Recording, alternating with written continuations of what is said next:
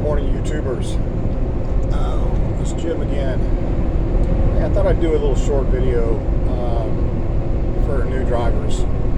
Say you went through school, you got all that headache, you got it passed, you got done with your trainer. Hopefully that wasn't a nightmare of an experience. I'm gonna do a video about trainers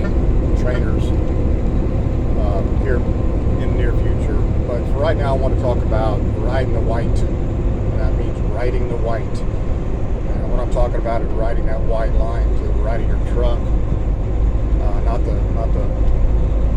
the dotted line to your left. And why that's so important, especially as a new driver or even an experienced driver. You know, you're taught in school that you want to keep your truck right in the dead center of the lane. Oh yeah, for the most part, that's right. But if as you're getting to know your truck, and remember, you're a truck driver, yeah, but you're the main part of your job, you're a trailer driver. Don't ever forget that. You're driving that trailer. Just because your truck's where it should be, doesn't necessarily mean your trailer's where it needs to be. So the sooner you get that concept, the better off and safer you're going to be on the road.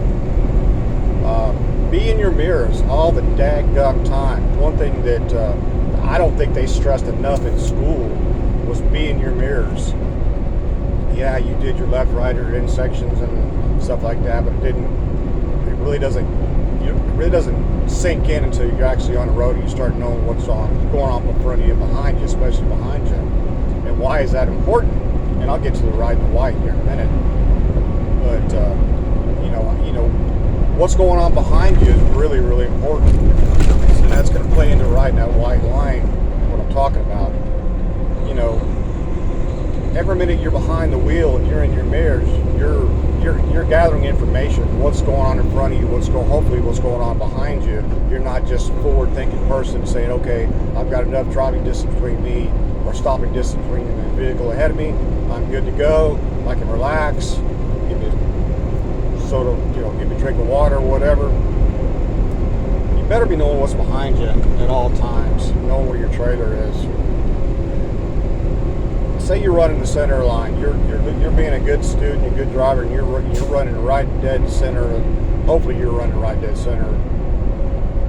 And take a look at back, see where your tandems are on your left side.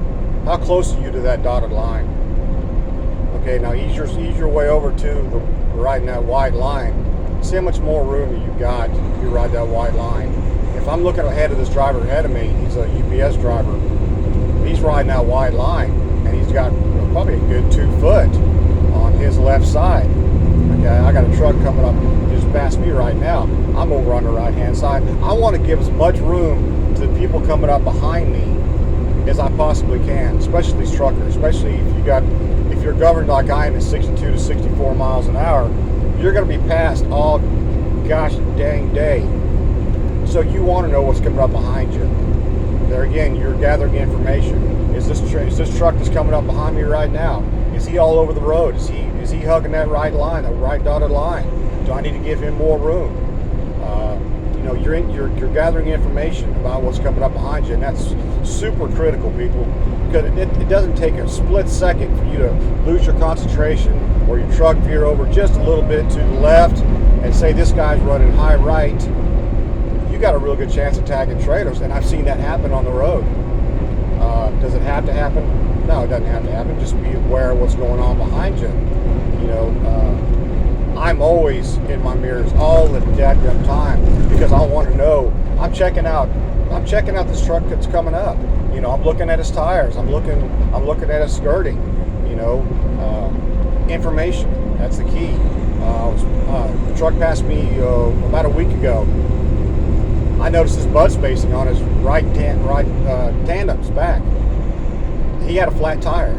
I can tell that. If you start paying attention, you'll notice that stuff too. That tells me, hey, I need to be watching. I could see some tires flying off here. There's an obstacle that could be in the road I need to be aware of. Now, of course, this guy passed me, and it probably wasn't, 2 or 3 miles down the road. I saw the traffic start moving over to the left or the right. Sure as world, there was tire fragments all over the dadgum road. Now I can't safe it was this guy or not. Maybe he doesn't even know he blew his tire, lost a tire. You never know. But there again, information gathering is critical. You know, be in your mirrors, look at what's coming up behind you. Super critical. You know, just don't always have your eyes forward and knowing what's going on there. You'll be a safer driver. So watch your following distance. Minimum for is 3 seconds. If you're at highway speeds going 60 through 65 miles an hour, 3 seconds minimum you want to keep between you and the vehicle ahead of you. Now your truck, your truck, if you're coming out as a company, you're gonna have adaptive cruise control, and you're gonna have all these safety features. It's gonna alert you that if you start getting too close. But as a rule of thumb, 3 seconds is a good following distance for most situations. I like 3.5 to 4 seconds. Me personally, I want to have as much room as possible as I can. So, you know, just a few little things that I wanted to reach out and talk to you about. Hope it helps somebody. And remember to ride that white line. Get to know your truck. Know where mirror placement too. When I say stay in the mirrors, position your mirrors where you can see. I do anyway. But I can see. If I look out to my right, I can see my right tandems. I can tell where they're at, number one. Second of all, say if I did have a low tire, flat tire, some kind of issue, I can see that just by tilting my head real quick, looking. Same thing for my left-hand side too. You know, I don't have my mirrors up where I can't see my tires. I want to see my tires, especially I want to see where my trailer is at all times.